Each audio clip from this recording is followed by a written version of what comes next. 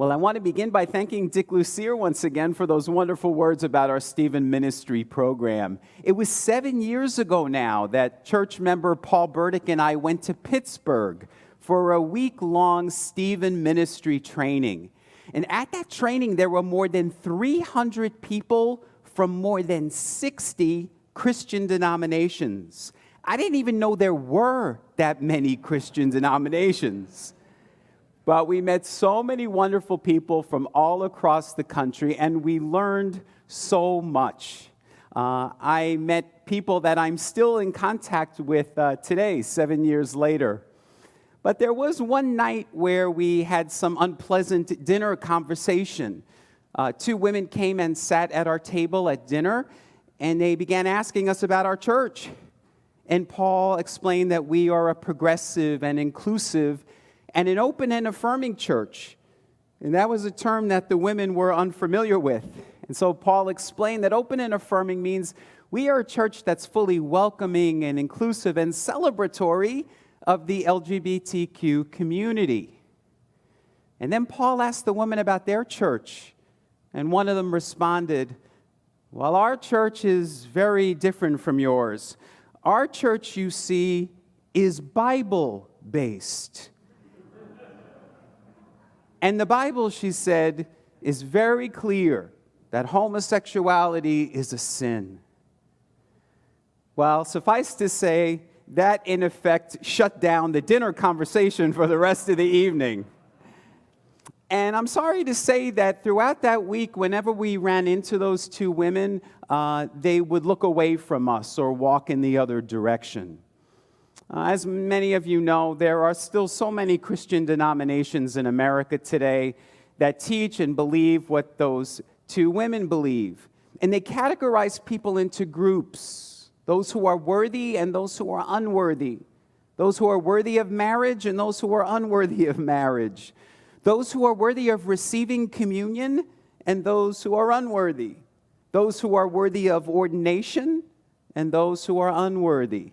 And they categorize people into the saved and the unsaved. Now, this, of course, was not new to Jesus. Back in Jesus' day, over 2,000 years ago, the scribes and the Pharisees also divided people into groups, into Jews and Gentiles, slaves and free, into the clean and the unclean. And so in the gospel reading from today's lectionary, which I just read for you, you see that the scribes and the Pharisees, the upstanding religious people of Jesus' day, they're angry at Jesus because Jesus' disciples are eating with unclean hands, which went against the religious rules. It didn't just mean that they were unclean physically with their hands. It meant that they were morally unclean as well. They were sinners.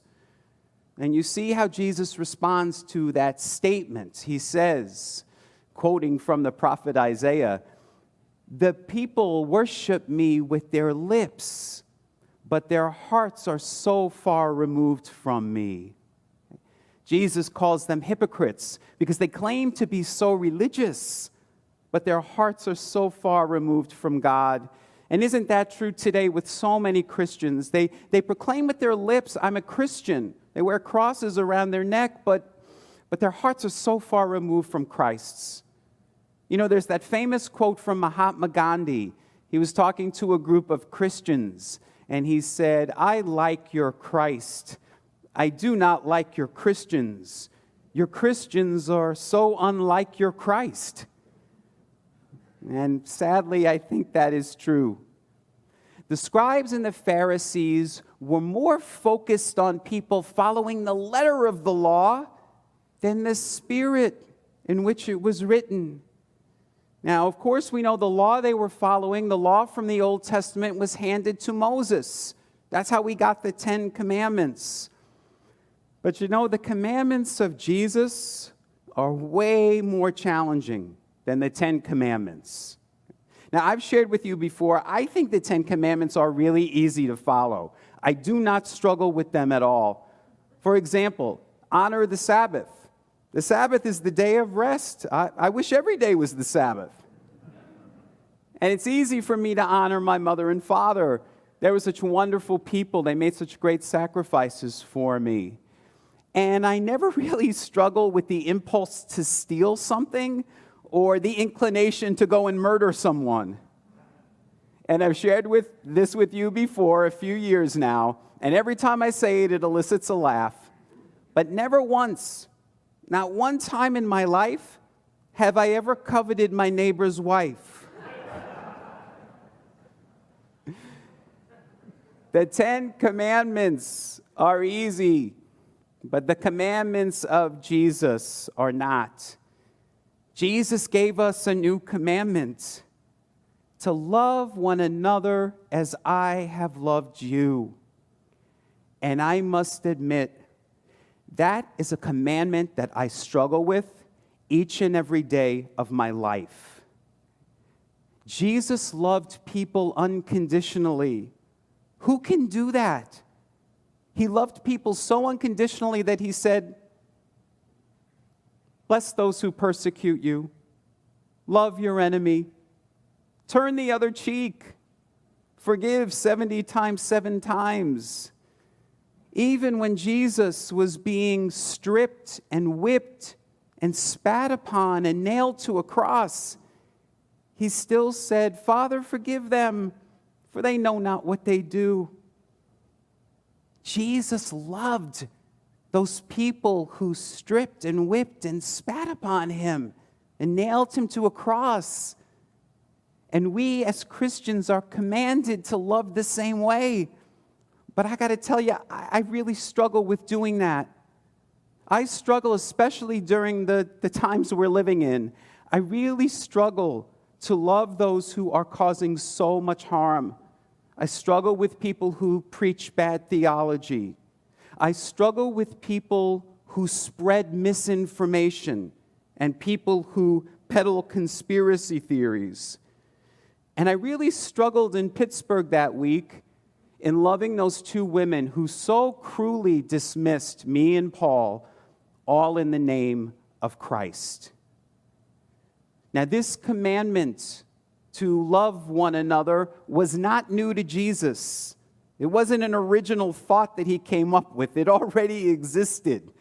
In fact, this commandment existed in other faith traditions, some of which were older than Christianity. Now, a few years back, Barb Lucier purchased for our church this framed poster that lists the golden rule in all of the world's major faith traditions. And we have this hanging up in our retreat house across the street, so I get to see it all the time. I know it's hard for you to read, but I'm going to read to you what it says. It says, in Judaism, in the Torah, it says, love thy neighbor as thyself. In Islam, in the Quran, it says, none of you truly believes unless he wishes for his brother what he wishes for himself. In Hinduism, it says, do not to others what ye do not wish done to yourself, and wish for others too what you desire and long for yourself. In Buddhism, it says, make thine own self the measure of others, and so abstain from causing hurt to them. In the Baha'i faith, it says, choose thou for thy neighbor thou which thou choosest for thyself. And this same teaching is in Taoism and Sikhism and Zoroastrianism and Jainism and in Native American spirituality as well. And I find that so fascinating because all of the world's faith traditions, they were taught in different eras, different times, different cultures, different countries, and in different languages.